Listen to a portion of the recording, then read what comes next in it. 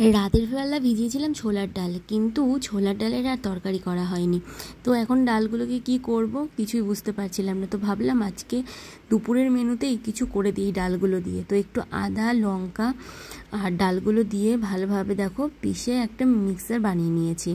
তো এটাকে দিয়েই আজকে কিছু একটা বানাবো। কি বানাবো তোমরা যদি বুঝতে পারো কমেন্টস করো। তেলে দিয়ে দিলাম জিরে ফোড়ন আর একটু দিয়ে দিলাম হিং।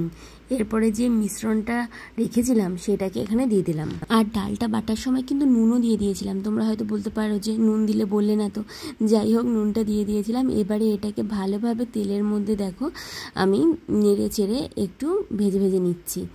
যখন দেখবে যে কড়াই থেকে এরকম ছেড়ে আসছে তখন ভাবে তোমার এটা হয়ে গেছে।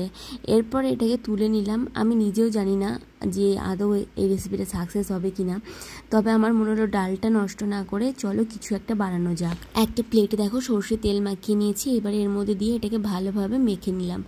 মেখে এবার এটাকে পুরো একটা চৌকো শেপে আমি বানিয়ে নিচ্ছি।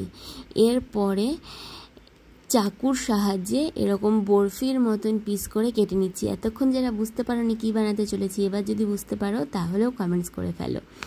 তো এবারে এটা বরফির মতন কেটে নিয়ে দেখো একটা ব্যাকা তেরা চৌকো মোকো যা পেরেছি কেটে নিয়েছি। এরপর তেলের মধ্যে ভেজে নিচ্ছি একটু লাল লাল করে, সুন্দর করে এপিটোপিট করে সব এই ইয়েগুলোকে, ছোলার ডালের এই বড়া বলো যাই বলো, এগুলোকে ভেজে নিচ্ছি। এবারে কড়াইতে দিয়ে দিলাম জিরে আর তেজপাতা ফোড়ন। দেখো এরপর আমি টমেটো, আদা, রসুন, লঙ্কা বাটা সব দিয়ে দিয়েছি। জিরে দিয়ে দিলাম, হলুদ দিয়ে দিলাম, লবণ দিয়ে দিলাম। এবারে ভালোভাবে মশলাটাকে ভেজে নিচ্ছি।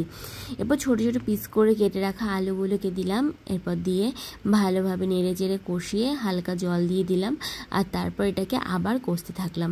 জল দিয়ে কষালে মশলাটা তাড়াতাড়ি কষেও আসে, এছাড়া মশলাটা পুড়েও যায় না। দেখো কত সুন্দর করে কষিয়ে নিয়েছি, তেলও ছেড়ে এসেছে। এই পর্যায়ে এবার দিয়ে দিলাম ঝোল, মানে ঝোলের জন্য যে জলটা প্রয়োজন, দিয়ে এরপর আলুগুলোকে সেদ্ধ করে নিচ্ছি। আর তারপর এখন দেখো আলুগুলো সেদ্ধ হয়ে এসেছে আর ঢেকে দিয়েছিলাম, দেখো ঝোলও টেনে এসেছে। এই পর্যায়ে দিয়ে দিলাম ছোলার ধোকাগুলো, মানে এগুলোকে ধোকাই বলে হয়তো।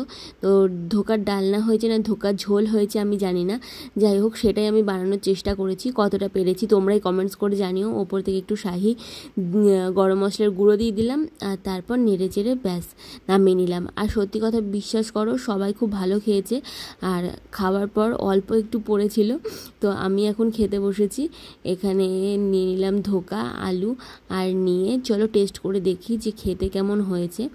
মানে আমি এইসব জিনিস একটু কম পছন্দ করি। আর স্নান টান করে পুজো দিয়ে বসে পড়েছি খেতে।